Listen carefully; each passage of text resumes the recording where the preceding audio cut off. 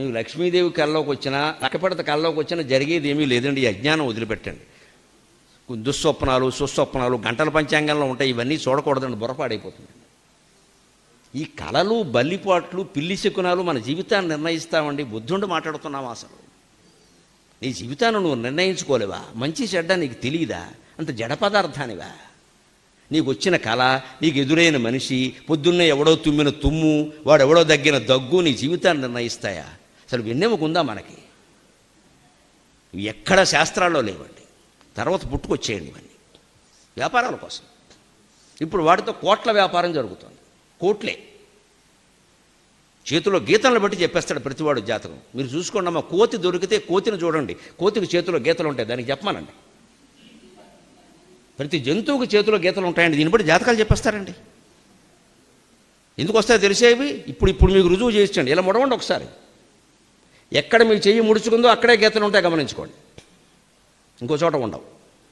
ఎక్కడ బాగా ముడుచుకుందో అక్కడే ఉంటాయి గీతలు. ఇగో ఇక్కడ ముడుచుకుని చూడండి, ఇక్కడ ఉంది గీత. తల్లి కడుపులో శిశువు ఇలా ముడుచుకుని ఉంటాడండి. ఆ చర్మ నిర్మాణంలో గీతలు ఏర్పడ్డాయి. దాన్ని బట్టి జాతకాలు నిర్ణయిస్తానంటే దేవుడు కాపాడాలి ఈ ప్రపంచాన్ని. కానీ ఎంత మాయ జరుగుతుందో మీకు అందరికీ తెలుసు.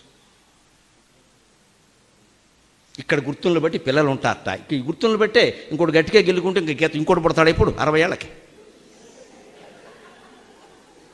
మొత్తం చెప్పేస్తారండి. ఇలాగా గుప్పిట్లో జాతకం. ఏం బుర్ర లేదా? చెప్పేవాడు చెబుతాడమ్మా, వాడికి డబ్బులు కావాలి, మనం పిచ్చి వెధవలం కావాలి, మనకి బుర్ర లేదా? ఇవన్నీ నమ్మడమోనో ఇప్పుడు పైకి 60 పూర్వకాలం వాళ్ళు నమ్మితే లేదండి. నేను బాధతో ఎందుకు చెబుతున్నానంటే 25 ఏళ్ల పిల్లలు వీటిని నమ్ముతారండి. దేశం ఏమైపోవాలి?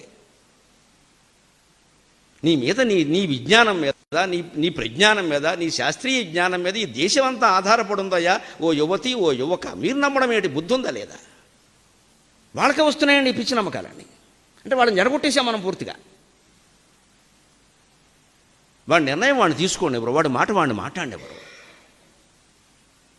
ఇలా ముడిచి చూసుకోండి, మీకు అర్థమైపోయింది. ఎక్కడెక్కడ వేళ్ళు ముడుచుకున్నాయో, ఎక్కడెక్కడ గుప్పుడు ముడుచుకుందో అక్కడ ఈ కణుపులు కూడా అంతేనండి. ఊరికే లెక్కట్టుకుందుకు పనికొస్తాయి అంతే. ఇక్కడ ముడుచుకుందో అక్కడ వస్తాయి. తల్లి కడుపులో బిడ్డలా ముడుచుకుని ఉంటాడు, అప్పుడు ఏర్పడ్డాయి. చర్మం ఏర్పడలేదు, అలాగే గీతలు ఏర్పడ్డాయి. దాన్ని బట్టి ఇది భార్య రేఖ, ఇది భర్త రేఖ. ఇంకెవరైనా 2-3 ఉంటే వారి రేఖలు మరి ఎలా చెప్పేస్తారు? అంటే బయటపడని రేఖలు కొన్ని ఉన్నట్టే బయటపడని వ్యవహారాలు కొన్ని ఉంటాయి. అందరికీ రేఖలు గీసి పారేశారు. చివరికి రేఖే గణితం అయిపోయింది ప్రపంచం. ఈ పిచ్చి నమ్మకాలు వదిలిపెట్టాలి. డౌన్లోడ్ మోజ్.